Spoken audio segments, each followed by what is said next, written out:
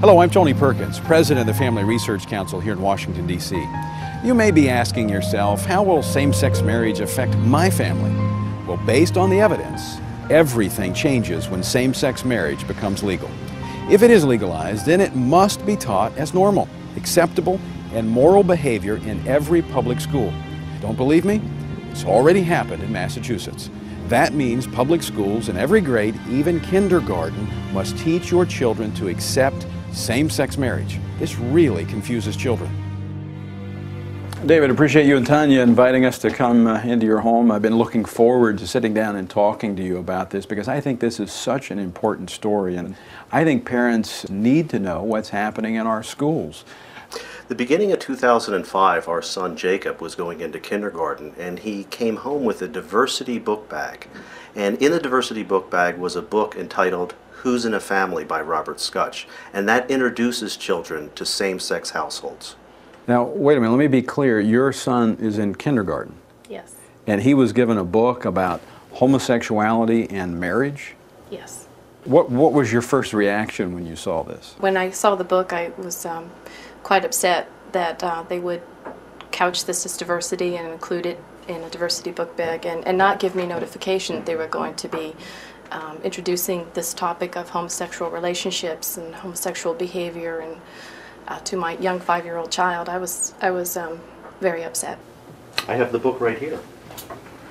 Who's in a Family? It introduces children to such things as Clifford and her dad's partner, Henry. This is what they sent home with your 5-year-old? That's correct, Tony. After the diversity book bag came home, we realized that the intention of the administrators and teachers was to affirm these relationships and gay marriage in the minds of children.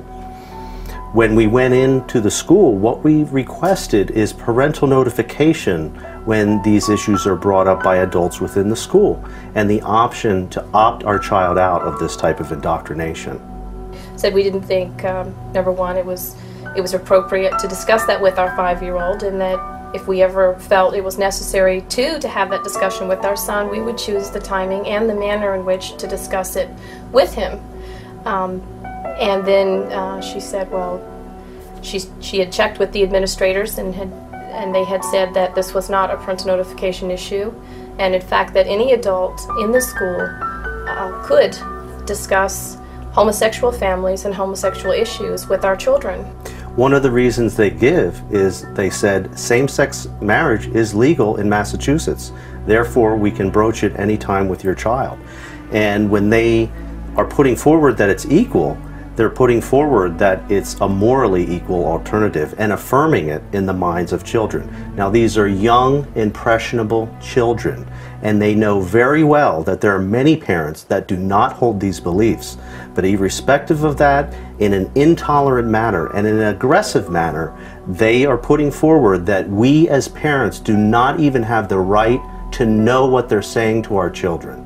So when she would not acknowledge our parental rights in this area, we then went to our Judeo-Christian beliefs and our faith and said, well, you wish to affirm homosexuality to our son. You're presenting that which is sin as though it is not to our son, and we cannot allow that.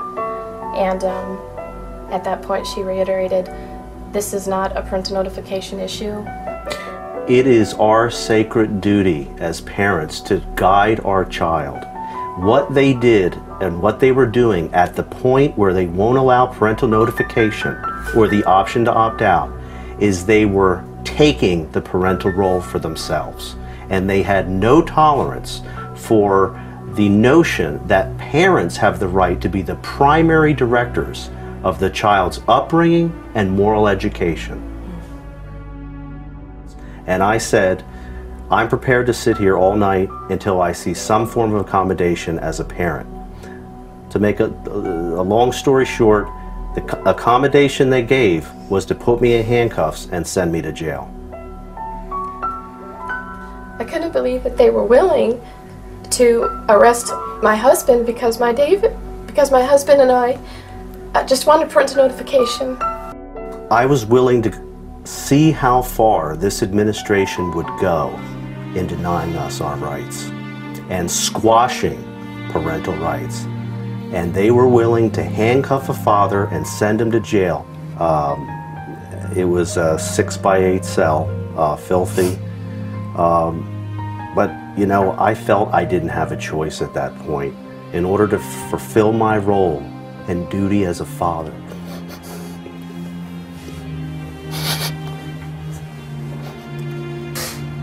Parents need to stand their ground. If they intend to have a war over our parental rights, battling for the hearts, minds, and souls of our children, then let it begin here. Do you see the implications of same-sex marriage being legalized in your state? It affects every family and every child, including yours.